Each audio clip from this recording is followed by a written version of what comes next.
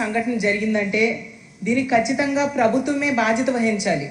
కానీ మొన్నటి నుంచి చూస్తుంటే అడుగడుగునా కూడా ప్రభుత్వం తాలూకా నిర్లక్ష్యం కనిపిస్తూ ఉంది.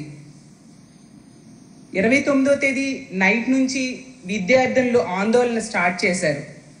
చూసుకుంటే ఒక అమ్మాయి వాష్రూమ్లోకి వెళ్ళి అక్కడ షవర్ పనిచేయక దాన్ని విప్పి చూస్తే ఏదో పెట్టి తీసినట్టుగా అనిపించి దాని మీద ఎంక్వైరీ చేసి డౌట్ పడితే ఈ విషయాలన్నీ వాళ్ళకి డౌట్ వచ్చి అనుమానపడి అప్పటి నుంచి ఆందోళన చేస్తే 30వ తేదీ ఉదయం 10 గంటలకే ఎస్పీ గారు ఏమీ విచారణ చేయకుండా ఏకపక్షంగా అక్కడ ఏమీ జరగలేదు అని చెప్పేసి అక్కడ ఒక స్టేట్మెంట్ ఇచ్చేశారు ఉదయం 10 గంటలకే. నిన్న మళ్ళీ ఆందోళన, ఈ అమ్మాయిలు బాగా ఆందోళన చేయడంతో ఒక సిఐ అలాగే ఎస్ఐ స్థాయి మహిళా అధికారులతో విచారణ ప్రారంభించారు.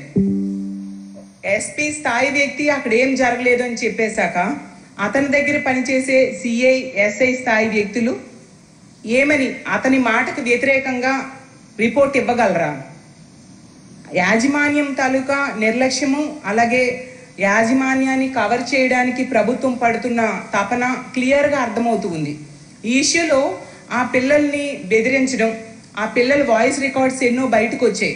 యాజమాన్యం బెదిరిస్తూ ఉండడం, సర్టిఫికేట్స్ ఇవ్వమని చెప్పడం, అలాగే అన్ని రకాలుగా వాళ్ళని బెదిరించి హాస్టల్ నుంచి బయటకు పంపించడానికి ట్రై చేయడం, సెలవులు ప్రకటించేసి. అంటే పిల్లల్ని బయటికి పంపించేస్తే ఇంకేం విచారణ చేస్తారు? అలాగే నిన్న మా వైఎస్ఆర్ కాంగ్రెస్ పార్టీ తరఫున అక్కడ పిల్లలతో మాట్లాడి వాళ్ళకు ఒక భరోసా ఇవ్వడానికి మేము వెళ్తే మమ్మల్ని లోపలికి కూడా అలౌ చేయలేదు. ఎందుకు అంత భయం వీళ్ళకి?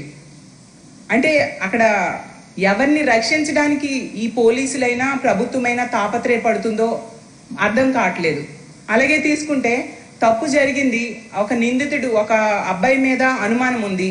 ఆ అబ్బాయి ఇన్స్టాగ్రామ్లో పవన్ కళ్యాణ్ గారి పోస్టులు ఉంటే దానిని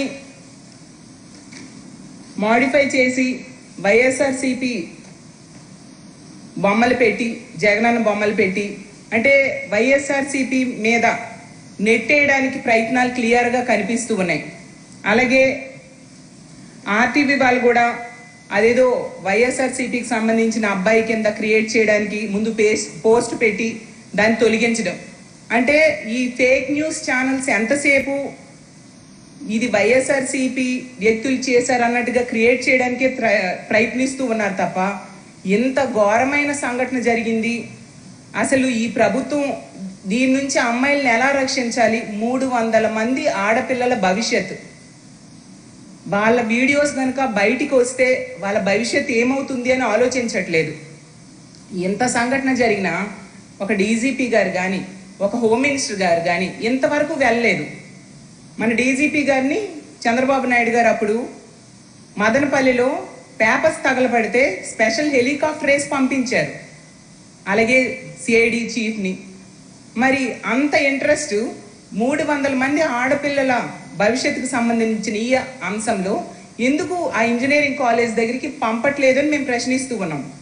అలాగే ఎవరిని రక్షించడానికి తాపత్రయపడుతున్నారు అని మేము అడుగుతూ ఉన్నాం. ఎంత దారుణమైన సంఘటన. ఈరోజు తీసుకుంటే ఇంజనీరింగ్ కాలేజీల్లోనేంటి, హోటల్స్లో, షాపింగ్ మాల్స్లో ప్రతి దగ్గర కూడా ఈ హిడెన్ కెమెరాస్ అనేవి కనిపిస్తూ ఉన్న పరిస్థితి. ఇలాంటి హిడెన్ కెమెరాస్ని ఐడెంటిఫై చేసే వ్యవస్థని తీసుకురావాల్సిన అవసరం ఉంది. గతంలో జగన్మోహన్ రెడ్డి గారి ప్రభుత్వంలో దిశ యాప్ అనేది ఉండేది. ఆ యాప్ కనుక ఉంటే ఇలాంటి సంఘటనలు జరిగేవి కాదు. ఎందుకంటే వారం క్రితం నుంచే ఆ విద్యార్థులు గొడవ చేస్తూ ఉన్నారు, వాళ్ళకి డౌట్ వచ్చింది. దిశ యాప్ ఉంటే SOS బటన్ నొక్కి వాళ్ళు కంప్లైంట్ ఇచ్చేవారు. కానీ ఈరోజు అలాంటి వ్యవస్థలు లేవు. ఈ ప్రభుత్వం అధికారంలోకి వచ్చిన దగ్గర నుంచి కూడా హోమ్ మినిస్టర్ గారు పదే చెప్తూ ఉన్నారు, దిశ యాప్ లేదు, దిశ చట్టం లేదు అని. దిశ పోలీస్ స్టేషన్స్ పేర్లు మార్చేశారు. ఇలాంటి పేర్లు మార్చేయడానికి ఉన్న శ్రద్ధ ఆడపిల్లల మాన ప్రాణాలు రక్షించడం మీద ఉంటే ఎంతో బాగుండేది. అలాగే దిశ యాప్, దిశ చట్టం అనేది ఇలాంటి దుర్మార్గుల నుంచి ఆడపిల్లల్ని రక్షించడానికి జగన్మోహన్ రెడ్డి గారు ఏర్పాటు చేసిన ఒక ఆయుధం. అలాంటి ఆయుధం తయారు చేసిన వ్యక్తి మీద కోపంతో ఈరోజు మీరు నిర్వీర్యం చేసేశారు.